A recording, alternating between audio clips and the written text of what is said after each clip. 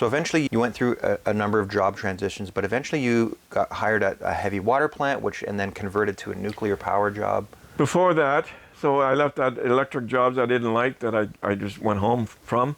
I got another job working at a company that manufactured cabs for off-highway equipment, lift trucks, backhoes, graders, the packing machines that made just all kinds of heavy-duty equipment that required cabs, operator cabs in equipment. So I designed operator cabs. They would bring in, I would sometimes go to a place and take measurements from the equipment. Sometimes the equipment was brought into our shop, and I would just make measurements and design a cab that an operator could have with, windows and glass and doors and all the whole everything. Oh, so you weren't just doing drafting; you were doing like structural engineering. Designing. Wow. Yeah, designing. That's cool. Not so much structural engineers.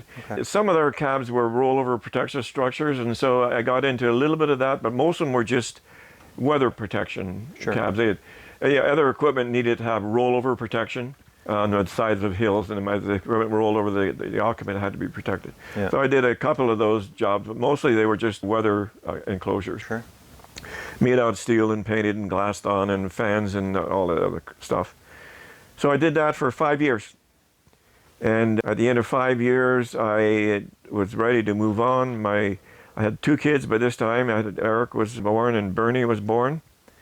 Bernie's a year and a half away from Eric. You're still in Brampton? Still in Brampton, yes. In an apartment building, in a 2-bedroom apartment building. This is where we're going to live. Yeah. So seeing a job application in a newspaper, actually, again. Ontario Hydro was looking for a draftsman that would work over at the Bruce Peninsula for the heavy water plant that they had up there at the time. They also had nuclear power stations that they were building and were already operating. They were building more.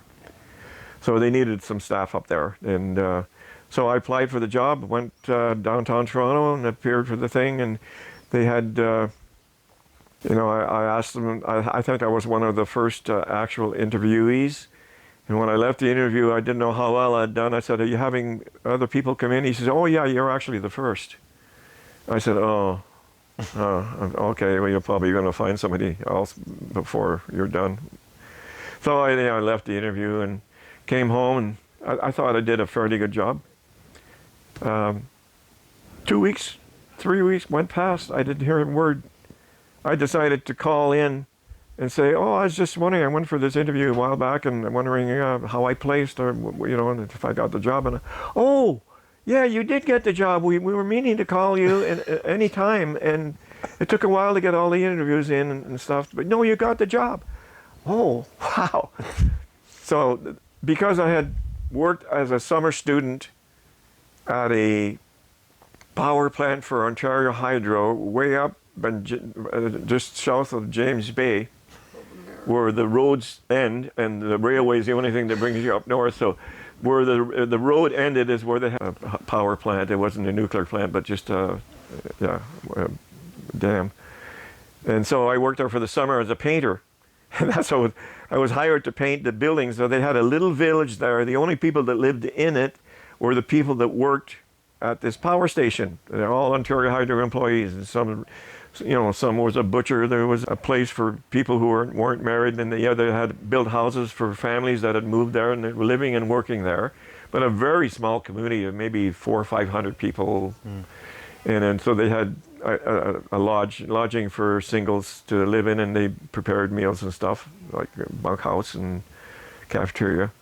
So I worked there during the summer, and because I had worked there that one summer, when I got the job to work at the Bruce Peninsula with Hydro later on, this is about 2 years later, a year and a half later, they ended up paying for my move. And I said, "Well, I'll have to hire a mover." And he said, "Oh, you worked," because on my application and my resume I had put that I had worked as a summer student, blah. And he said, "Oh, the fact that you worked with Hydro as a summer student qualifies you for a free move of all your stuff from your apartment, all packed up and moved to your new location." And now, of course, our new location, so when I got the job, Nard and I traveled, got someone to, I think we took the kids, when someone babysit the kids. We traveled up to Port Elgin, which is the nearest community to where the plant was going to be. And we checked out the houses and the rentals, and there wasn't much to be rented.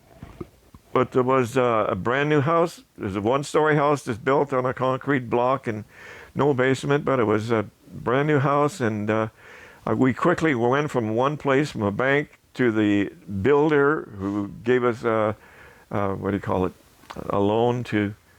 We can make a loan with the bank and a loan with the builder, so we were afford enough for a down payment for the house. Mm-hmm. And so we had a place to move our furniture to. And lo and behold, we moved, a month or so later, with young Eric and Bernie, and Paul had not yet been born yet, so he was to become our third child in Port Elgin later on, a year later after we had been there.